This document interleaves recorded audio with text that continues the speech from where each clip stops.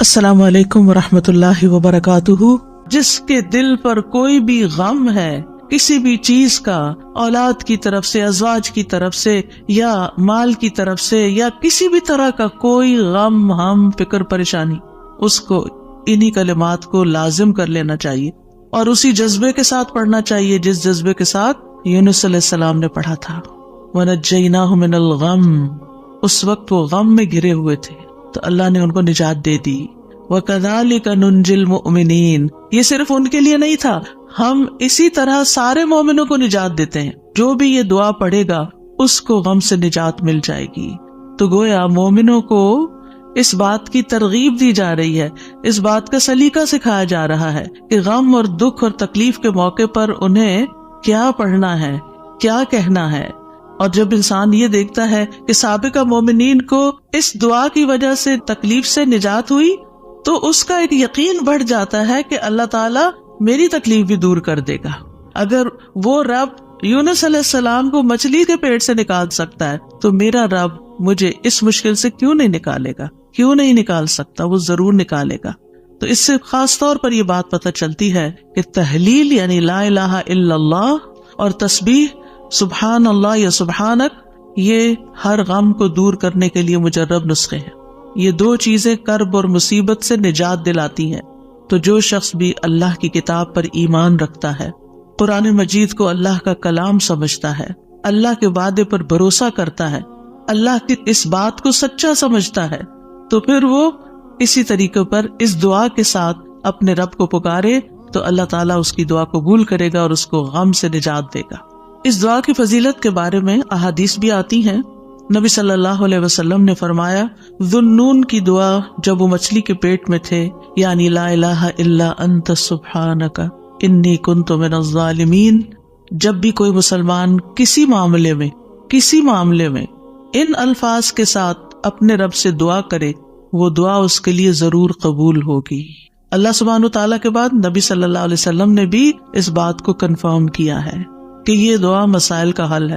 بہت لمبے چوڑے وظیفے پڑھنے کی بھی ضرورت نہیں، لیکن پڑھے تو کوالٹی کے ساتھ، درد کے ساتھ، تڑپ کے ساتھ، تکرار کے ساتھ، اصرار کے ساتھ، افتقار کے ساتھ، اپنی محتاجی ظاہر کرتے ہوئے، اپنی غلطی کا اعتراف کرتے ہوئے۔ اسی طرح سلسلہ صحیحہ کی حدیث ہے، رسول اللہ صلی اللہ علیہ وسلم نے فرمایا، کیا میں تمہیں ایسی چیز نہ بتا دوں کہ جب تم میں سے کسی آدمی کو رنج و الم اور دنیا کی آزمائشوں میں سے کوئی آزمائش آئے تو وہ اس دعا کو پڑھے تو اس کی تکلیف دور ہو جائے گی۔ تو آپ سے کہا گیا کیوں نہیں؟ آپ نے فرمایا وہ مچھلی والے کی دعا ہے، لا الہ الا انت سبحانک انی کنت من الظالمین، کہ جس کو بھی آزمائش آئے وہ یہ دعا پڑھ لے تو اس کی دعا قبول ہو جائے گی، آزمائش ختم ہو جائے گی۔ ایک روایت میں آتا ہے، سعد کہتے ہیں، ایک مرتبہ مسجد نبوی میں میرا گزر عثمان بن عفان رضی اللہ عنہ کے پاس سے ہوا۔ میں نے انہیں سلام کیا، انہوں نے نگاہیں بھر کے مجھے دیکھا لیکن جواب نہیں دیا۔ میں عمر بن خطاب رضی اللہ عنہ کے پاس آیا، ان سے 2 دفعہ سوال کیا کہ کیا اسلام میں کوئی نئی چیز پیدا ہو گئی ہے؟ انہوں نے کہا نہیں، کیوں، کیا ہوا؟ میں نے کہا میں ابھی مسجد میں عثمان رضی اللہ عنہ کے پاس سے گزرا تھا، میں نے انہیں سلام کیا، انہوں نے نگاہیں بھر کے مجھے دیکھا لیکن جواب نہیں دیا۔ عمر رضی اللہ عنہ نے پیغام بھیج کر حضرت عثمان کو بلا لیا اور فرمایا کہ اپنے بھائی کے سلام کا جواب دینے میں آپ کو کیا رکاوٹ پیش آئی، کس چیز نے آپ کو روکا؟ عثمان رضی اللہ عنہ نے کہا کہ میں نے تو ایسا نہیں کیا۔ سعد کہتے ہیں میں نے کہا بالکل ایسا ہی کیا ہے۔ کہتے ہیں حتیٰ کہ عثمان رضی اللہ عنہ نے قسم کھا لی تو میں نے بھی قسم کھا لی۔ پھر عثمان رضی اللہ عنہ کو کچھ یاد آ گیا تو انہوں نے کہا بلا واستغفر اللہ واتوب الیہ، ہاں ایسا ہوا ہے، میں اللہ سے معافی مانگتا اور توبہ کرتا ہوں۔ آپ ابھی میرے پاس سے گزرے تھے، دراصل میں اس وقت ایک بات سوچ رہا تھا جو میں نے رسول اللہ صلی اللہ علیہ وسلم سے سنی تھی، اور اللہ کی قسم جب بھی مجھے وہ بات یاد آ جاتی ہے میری آنکھیں پتھرا جاتی ہیں اور میرے دل پہ پردہ آ جاتا ہے، یعنی مجھے اپنی ہوش نہیں رہتی۔ کہتے ہیں سعد نے کہا میں آپ کو اس کے بارے میں بتاتا ہوں۔ رسول اللہ صلی اللہ علیہ وسلم نے ایک مرتبہ کسی گفتگو کی ابتدا میں ایک دعا کا ذکر کیا تھا۔ تھوڑی دیر کے بعد ایک دیہاتی آیا، اس نے آپ کو مشغول کر لیا، یہاں تک کہ جب رسول اللہ صلی اللہ علیہ وسلم کھڑے ہوئے تو میں بھی آپ کے پیچھے پیچھے چلا گیا۔ جب مجھے اندیشہ ہوا کہ جب تک میں آپ کے قریب پہنچوں گا آپ اپنے گھر پہنچ چکے ہوں گے تو میں نے اپنا پاؤں زمین پر مارا تو رسول اللہ صلی اللہ علیہ وسلم نے میری طرف توجہ کی. پوچھا یہ کون ہے؟ ابو اسحاق ہے. کہتے ہیں میں نے عرض کیا جی یا رسول اللہ صلی اللہ علیہ وسلم. آپ نے فرمایا کیا بات ہے؟ کہتے ہیں میں نے عرض کیا کہ آپ نے ہمارے سامنے ابتدا میں ایک دعا کا تذکرہ کیا تھا اور پھر ایک دیہاتی نے آپ کو مشغول کر لیا اور آپ نے وہ بتائی نہیں دعا. آپ نے فرمایا ہاں وہ یونس علیہ السلام کی دعا ہے جو انہوں نے مچھلی کے پیٹ میں مانگی تھی، یعنی لا الہ الا انت سبحانک انی کنت من الظالمین. کوئی بھی مسلمان جب بھی کسی معاملے میں ان الفاظ کے ساتھ دعا کرے گا تو دعا ضرور قبول ہوگی. اب آپ دیکھیے کہ یہ صحابہ ہیں، یعنی کہنے کو تو یہ حدیث کا آخری حصہ میں سنا کے آگے چلتی، لیکن مجھے یہ بات اس لحاظ سے اچھی لگتی ہے کہ اس میں ہمارے سیکھنے کی کچھ اور باتیں بھی ہیں. وہ یہ کہ اتنے جلیل القدر صحابی جو رسول اللہ صلی اللہ علیہ وسلم کے انتہائی قریب تھے، یعنی ان سے پائس امت میں کون ہو سکتا ہے؟ حضرت عمر ہو، حضرت عثمان ہو، حضرت علی ہو، حضرت ابوبکر رضی اللہ عنہ ہو، لیکن انسان تھے اور ان پر بھی ایسی غیر معمولی کیفیات آتی تھی کہ وہ اپنی سوچوں میں یا اپنے حالت میں ایسے مشغول ہوتے تھے کہ ان کو سامنے کی چیز نظر نہیں آتی تھی. بعض اوقات ایسا کوئی غم ہوتا ہے، کوئی بات ہوتی ہے، ہو سکتا ہے نبی صلی اللہ علیہ وسلم نے آپ کی آخری وقت کے بارے میں فتنوں کی کوئی پیشن گوئی کی ہو، کیونکہ یہاں بات کا نہیں پتہ چلتا کہ کون سی بات ان کو ہر چیز بلا دیتی تھی. دوسری بات یہ کہ بعض اوقات انسان کا حافظہ ایسے ساتھ چھوڑ جاتا ہے کہ وہ کہتا ہے کہ یہ کام ہوا ہی نہیں. نہ صرف یہ کہ وہ کہتا ہے نہیں، بلکہ اس کے بعد قسم بھی کھا لیتا ہے. اور دونوں صحابہ نے قسم کھا لی، بعد میں احساس ہوتا ہے اوہ ہاں اب یاد آیا. ہو سکتا ہے آپ کے ساتھ کبھی ایسا کوئی مرحلہ ہوا اور اس کے بعد کس قدر شرمندگی ہوئی. پچھلے دنوں میرے ساتھ یہی ایک معاملہ ہوا. کسی نے مجھے کچھ امانت دی کسی کو دینے کے لیے اور میں جلدی میں تھی، وہ جلدی سے رکھ کے ڈرار میں بھول گئی. اس کے بعد جس کی امانت تھی اس نے مجھ سے پوچھا تو میں نے کہا کہ بالکل نہیں، مجھے تو کچھ پتا نہیں، کچھ پتا نہیں. 2-3 دفعہ انہوں نے پوچھا، میں نے ہر دفعہ کہا مجھے کچھ پتا نہیں، ایسا کچھ بھی نہیں. لا حول ولا قوت الا باللہ. پھر جب اس شخص سے پوچھا گیا تو پھر دور جا کے مجھے یاد ہے ہاں وہ میں نکل رہی تھی اور جلدی میں ایسے ہوا تھا. اور میں سوچوں کہ یا اللہ ایسی پھر تکلیف ہوتی ہے نا اندر، اتنی دفعہ میں نے غلط بیانی کی.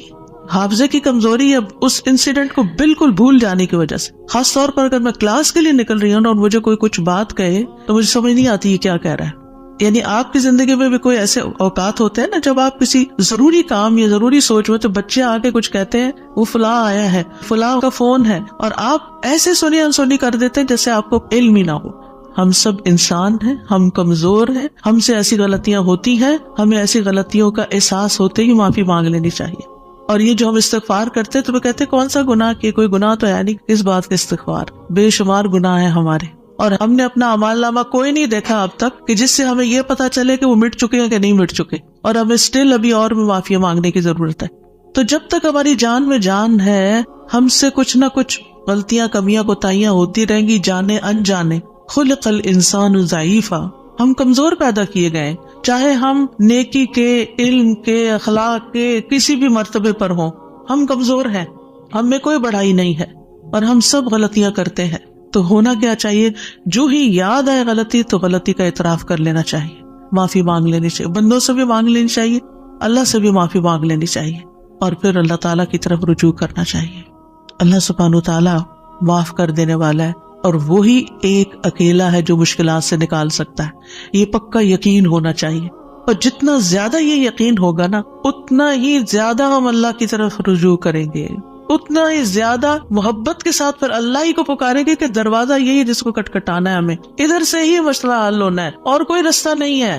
جتنی توحید خالص ہوگی اتنی دعا مؤثر ہوگی. اور یہ دعا جو ہے اس کو دعا الکرب بھی کہا جاتا ہے، تکلیف دور کرنے والی دعا. ہمارے ہاں اس کو آیت کریمہ کہا جاتا ہے، ورنہ ہر آیت کریمہ ہے. کریمہ کا مطلب معزز، اور اس کی کوئی گنتی مقرر نہیں ہے، لیکن اگر آپ تکرار سے پڑھیں، 100 دفعہ پڑھ لیں، 20 دفعہ پڑھ لیں، 50 دفعہ پڑھ لیں، ضرور پڑھ لیں، وہ منع بھی نہیں ہے. لیکن ایک مخصوص تعداد میں پڑھنے سے ہی مشکل کا حل ہونا، یہ یقین رکھنا یہ غلط ہے، ایسا نہیں ہونا چاہیے. تو اس دعا میں پھر دہرا دیتی ہوں کیونکہ اصل سبق یہ ہے جو آپ کو سیکھنا ہے، اور دعا تو آپ کو سب کو آتی پہلے سے بھی پتا ہے، اور یہ حدیثیں بھی سنی ہوئی ہیں. جس چیز کو پلے باندھنا، جس چیز کو پکڑ کے رکھنا ہے وہ کیا چیز ہے کہ جس سے یہ دعا اتنی افیکٹو ہے. تو اس میں 4 چیزیں ہیں. ایک ہے توحید، دوسرے ہے اللہ کو ہر عیب اور نقص سے پاک قرار دینا. تیسرے اپنے عبودیت کا اقرار کہ میں بندہ ہوں، غلطیوں والا ہوں. اور چوتھے اپنی غلطی اور کوتاہی کو مان جانا، اپنی غلطی کا اعتراف کرنا. جس بندے کے اندر یہ 4 چیزیں ہوں گی، جس دعا میں یہ 4 چیزیں آ جائیں گی، انشاءاللہ وہاں مسائل حل ہو جائیں گے. اور پھر آپ دیکھیے کہ انسان کا نفس جو ہے نا، ایک دم ذرا سی بھی کوئی اس کو چیز ملے، کچھ حاصل ہو تو ایک سرکشی کا شکار ہو جاتا ہے، تکبر اور غرور میں آ جاتا ہے. تو اپنے آپ کو تکبر اور غرور سے نجات دینا ہے، کیونکہ کچھ لوگوں کا خیال ہوتا ہے کہ I am very important and I can do every thing, اور میں سب کچھ کر سکتا ہوں، اور سیلف ریلائنس ہوں، میں سیلف میڈ ہوں، اور پتہ نہیں کیا کیا اپنے بارے میں جھوٹی توقعات اور اپنے آپ کو بڑھا چڑھا کے پیش کرنا اور اپنے آپ کو بڑی چیز سمجھنا. یہ چیزیں اللہ تعالیٰ کو پسند نہیں. لیکن افسوس یہ کہ یہاں کے کلچر کی وجہ سے یہ چیزیں ہمارے بچوں کے اندر اتنی انسٹل ہو گئی ہیں کہ وہ ایک ایروگنس کے لیول تک بعض اوقات اخلاق پہنچ جاتا ہے، جو کہ انتہائی خطرناک ہے. تو بچوں کی تربیت میں یہ ایلیمنٹ یاد رکھیں کہ ان کو کانفیڈینس دیں کہ یو کین ڈو، آپ ٹرائی کرو، آپ کر سکتے ہو، اللہ نے آپ کو یہ اور یہ اور یہ دیا، نعمتوں کو یاد کرائیں، لیکن اس کی ایک لکیر کھینچے، اس سے آگے نہیں جائیں. یو آر ناٹ ایوری تھنگ، کرنے والا اللہ ہے. انسان صرف اسباب اختیار کرتا ہے، لیکن ساری طاقت لا حول ولا قوت الا باللہ. اور پھر یہ کہ اللہ تعالیٰ کی جو خالق کی عظمت ہے اور اس کی جو اہمیت ہے ہماری زندگی میں، اس کا اظہار اور اقرار کرنا اور اس کو پاک قرار دینا اور اس سے ظلم کی نفی کرنا کہ آپ ظالم نہیں، میں ظالم ہوں، انی کنت من الظالمین، اور غلطیاں میری ہیں، یہ بہت ضروری ہے. جہاں تک غم اور پریشانی کا تعلق ہے زندگی میں، تو یاد رکھیے کہ غمگین رہنا ایمان کی علامت نہیں. ٹھیک ہے، یعنی ہر وقت غمگین نہیں رہنا چاہیے. غم ایمان کے مراتب میں سے نہیں. ابن قیم رحمہ اللہ کہتے ہیں، جان لیں غم راستے کی رکاوٹوں میں سے ہے. یعنی اللہ کی طرف جانے والا جو راستہ ہے، سالک کہتے ہیں نا جانے والے کو، آپ نے سنا ہوگا لفظ سالک. تو اللہ کی طرف جانے والا جو راستہ ہے، غم اس راستے کی رکاوٹ ہے. غم آپ کی ہمت، طاقت، صلاحیت کو کم کرتا ہے، آپ کی عبادت میں رکاوٹ ڈالتا ہے. آپ نماز شروع کر لیتے ہیں، آپ کو پتہ ہی نہیں ہوتا کہ کیا پڑھ رہے ہیں. آپ دعا مانگنے لگتے ہیں، آپ کا دل اڑا ہوا ہوتا ہے، آپ کو سمجھ نہیں آتی آپ کیا بول رہے ہیں. تو غم سے ہمیشہ پناہ مانگے کہ ہم پر غم نہ آئے. وہ کہتے ہیں یہ ایمان کے مراتب اور مقامات میں سے نہیں، اور نہ ہی اللہ کے راستے پر چلنے والوں کی منازل میں سے ہے. یہی وجہ ہے کہ اللہ نے کسی ایک جگہ پر بھی غم کرنے کا حکم نہیں دیا. صبر کا حکم دیا، شکر کا حکم دیا، توکل کا دیا، لیکن غم کرنے کا حکم نہیں دیا کہ غم کرو، غمگین رہو. اور نہ ہی غم کی کہیں تعریف فرمائی ہے، بلکہ غم سے منع کیا ہے. غم مصیبتوں میں سے ایک مصیبت ہے، اور ہمیں دعا کرتے رہنا چاہیے کہ اللہ تعالیٰ اس مصیبت کو ہم سے دور ہی رکھے. یہی وجہ ہے کہ جنتی لوگ جنت میں پہنچ کر کیا کہیں گے؟ الحمدللہ الذی اذہب عنا الحزن. سب تعریفیں اللہ کے لیے ہے جس نے ہم سے غم دور کر دیا. یعنی جنتی جنت میں جا کر جس چیز سے خوش ہوں گے وہ کیا کہ جنت میں غم نہیں ہے، کوئی پریشانی نہیں ہے. اللہ سبحانہ و تعالیٰ بندے کو غمگین ہونے سے منع فرماتا ہے. سورۃ آل عمران میں جنگ احد کے سلسلے میں اللہ تعالیٰ فرماتے ہیں اذ تسعدون ولا تلوون علی احد والرسول يدعوكم في اخراكم فاصابكم غما بغم لكي لا تحزنوا على ما فاتكم ولا ما اصابكم والله خبير بما تعملون. اور وہ وقت یاد کرو جب جنگ احد میں تم بھاگے چلے جا رہے تھے اور کسی کی طرف مڑ کر بھی نہ دیکھتے تھے، حالانکہ اللہ کا رسول تمہیں پیچھے سے بلا رہا تھا. پھر اللہ نے تمہیں رنج پر رنج دیے تاکہ تم ایسی بات پر غم نہ کرو جو تمہارے ہاتھ سے نکل جائے، اور نہ ایسی مصیبت پر غم کرو جو تم پہ نازل ہو. اور جو کام بھی تم کرتے ہو اللہ ان سے خوب واقف ہے. یعنی یہ ٹریننگ ہو رہی تھی. یعنی ایک کے بعد ایک صدمہ کیوں آیا؟ تاکہ غم زندگی سے نکل ہی جائے. پھر فرمایا وَلَا تَهِنُوا وَلَا تَحْزَنُوا وَأَنْتُمُ الْأَعْلَوْنَ إِن كُنتُم مُؤْمِنِينَ. اتنی تکلیف اٹھا کے، سب سے بڑی تکلیف مسلمانوں کے لیے کیا تھی کہ نبی صلی اللہ علیہ وسلم کا دانت مبارک شہید ہو گیا تھا اور آپ کو چوٹ لگی تھی اور آپ گر پڑے تھے. تو یہ بہت بڑا صدمہ تھا. 70 لوگ شہید ہو چکے تھے، گھر گھر میں آفت آ گئی تھی. لیکن اتنے بڑے صدمے کے بعد بھی اللہ تعالیٰ کا حکم کیا ہے؟ وَلَا تَهِنُوا وَلَا تَحْزَنُوا. غمگین مت رہو، غم نہیں کرو. غم کا موقع ہے، غم کی بات ہے، لیکن فوراً نہیں، غم نہیں کرنا، کیونکہ غم انسان کو کھوکھلا کر جاتا ہے، غم انسان کو کمزور کر جاتا ہے. تمہیں تو آئندہ ابھی اور مقابلے کرنے ہیں، اور اگر تم غم منانے بیٹھ گئے تو ہمت، جرت سب کچھ چلا جائے گا. بزدل ہو جاؤ گے. غم ایک مصیبت نہیں، غم مصیبتوں کی لائن لے کے آتا ہے، ایک کے بعد ایک مصیبت اس کے ساتھ چلی آتی ہے، اس لیے غمگین نہیں ہونا.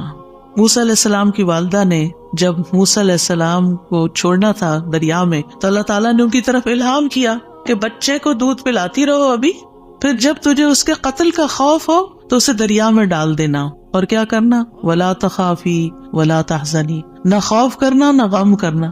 اللہ اکبر. کوئی بھی ماں جس کا بچہ چھوٹا ہو وہ تو کسی دوسرے کے ہاتھ میں بھی بچے کو دیتے ہوئے خوف اور غم کا شکار ہوتی ہے.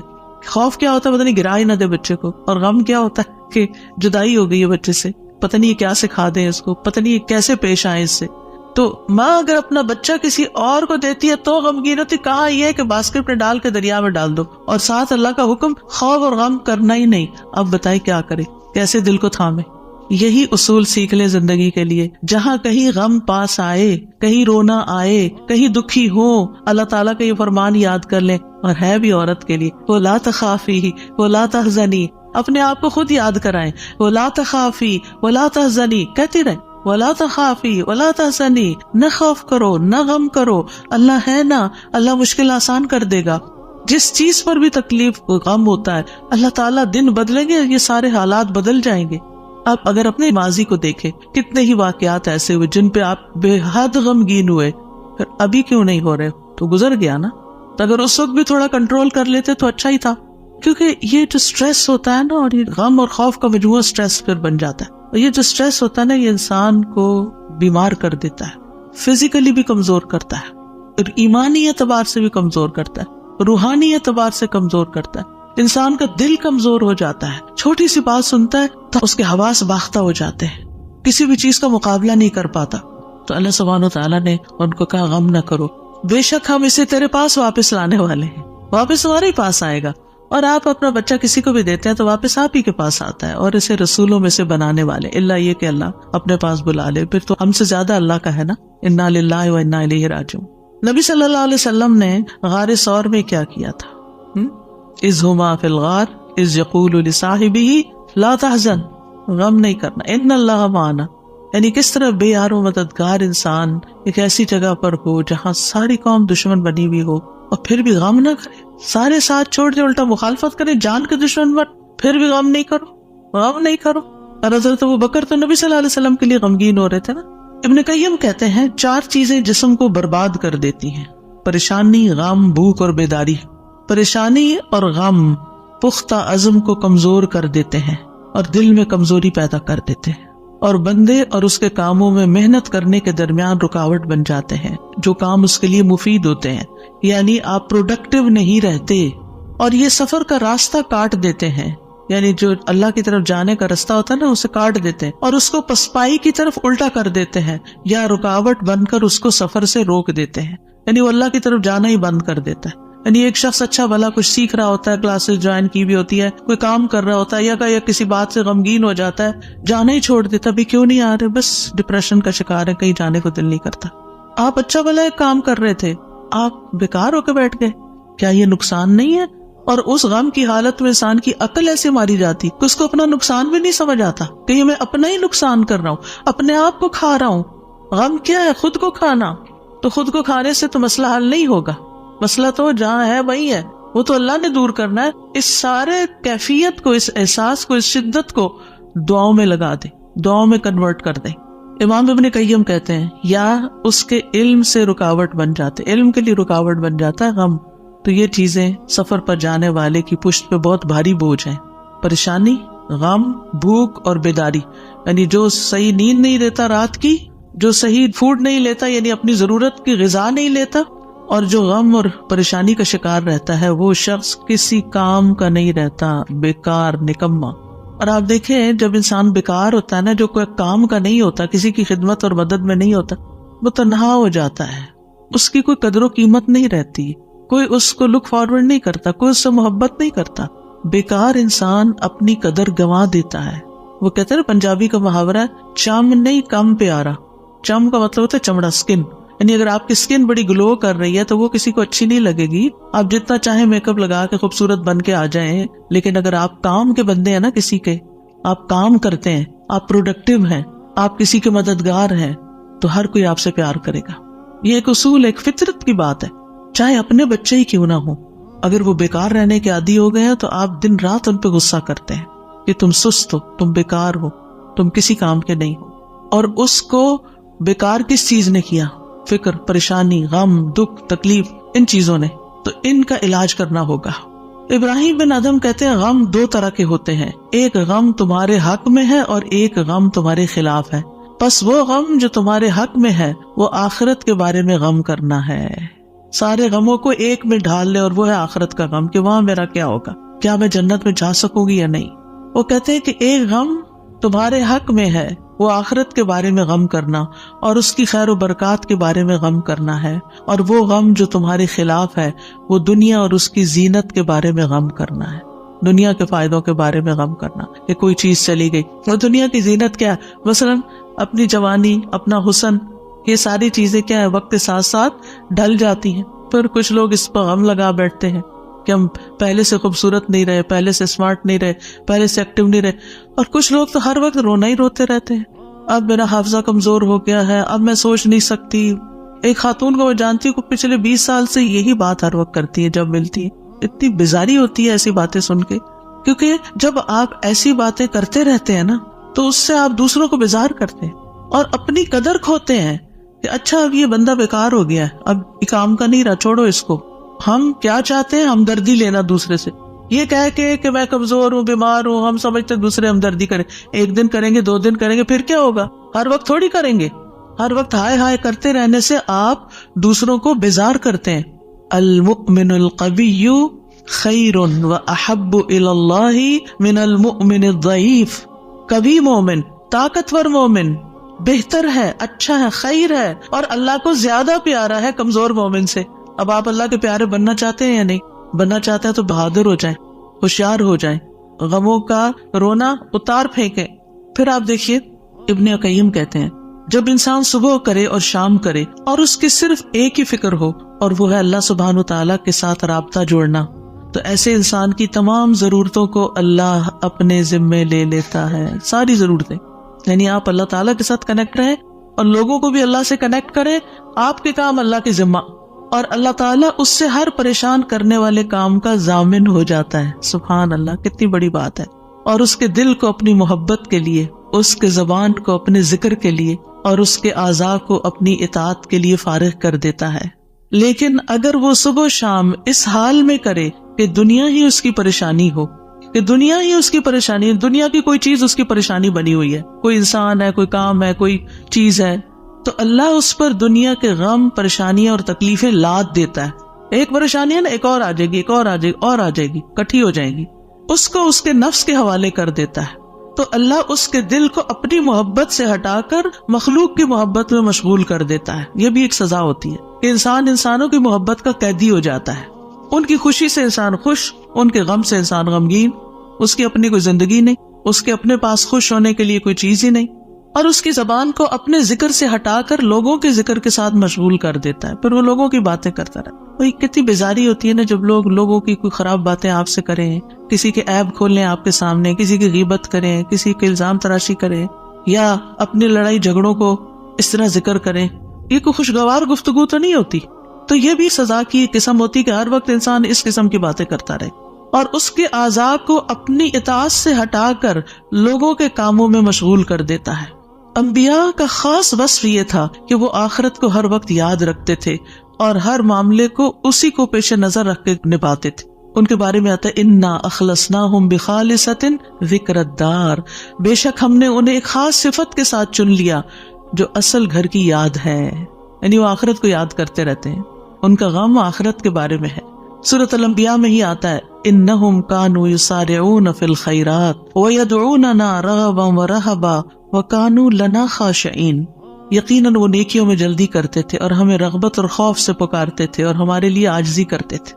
سفیان ثوری کہتے ہیں وکانوا لنا خاشعین کے بارے میں کہ غم ان کے دلوں میں پھیل کر ان کو پگھلانے والا ہوتا ہے، یعنی اللہ کے حضور جھکانے کے لیے.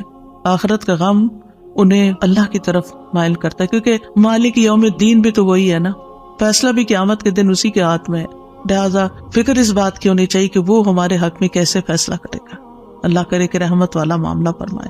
صحابہ بھی آخرت کا غم ہی لگائے رکھتے تھے۔ عبد الرحمن بن عوف کے پاس کھانا لایا گیا، وہ روزے سے تھے۔ انہوں نے کہا مصعب بن عمیر شہید کیے گئے، وہ مجھ سے بہتر تھے، انہیں جس چادر کا کفن دیا گیا اس سے ان کا سر چھپاتے تو پاؤں نکل آتے، پاؤں چھپاتے تو سر کھل جاتا۔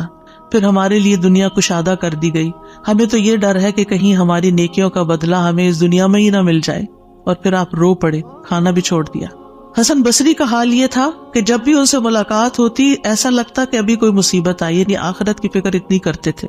نظر کہتے ہیں میں عمر بن عبدالعزیز کے پاس گیا تو وہ رونے کے قریب تھے، ہمیشہ آہیں بھرتے رہتے تھے، گویا ساری مخلوق کا غم انہی کو ہے، حالانکہ ان کو آخرت کی فکر ہوتی تھی۔ سفیان ثوری کہتے ہیں لوگوں کا غم ختم ہو چکا ہے، آپ نمازیوں میں ایک شخص کو دیکھیں گے اس پر کوئی نہ غم ہے نہ خوف ہے۔ وہ کہتے ہیں پہلے ایک آدمی نماز پڑھتا تھا، پھر آپ اس کو دیکھتے کہ بیٹھا ہوا اور اس کی نماز اس کو غم میں بھڑکا دیتی، یعنی اس کو رونا آتا نماز میں آخرت کی یاد کی وجہ سے۔ آج اگر ہمیں نماز میں رونا آتا بھی ہے تو کس وجہ سے آتا ہے؟ ہم سب اپنا جائزہ لیں، ہر کوئی اپنا اپنا۔ پچھلے ایک مہینے کے اندر سوچئے میں کتنی بار روئی ہوں اور کیوں روئی ہوں، دنیا کے غم میں روئی ہوں یا آخرت کے غم میں روئی ہوں۔ ہم کیوں روتے ہیں؟ اس نے مجھے ہرٹ کر دیا، یہ مسئلہ آ گیا، فلاں آ گیا۔ یہ چھوٹے مسئلے ہیں، یہ وقت کے ساتھ ختم ہو جائیں گے، جو آگے آپ بڑھیں گے یہ مسئلے پیچھے رہتے جائیں گے۔ لیکن آگے جو آ رہا ہے نا، کل جس کو دیکھنا ہے وہ ہے مشکل وقت، اس کا غم لگا لیں، پیچھے نہ دیکھیں آگے دیکھیں۔ صحابہ نماز ضائع ہونے پہ غم زدہ ہوتے تھے، عبادت نہ کر سکنے پر غمگین ہوتے تھے، فتنوں میں پڑنے پہ غمگین ہوتے تھے، ہر دن زندگی کو کم کر رہا ہے اس بات میں غمگین ہوتے تھے، اس بات میں نہیں کہ دنیا چھوڑ جائیں گے تو کیا بنے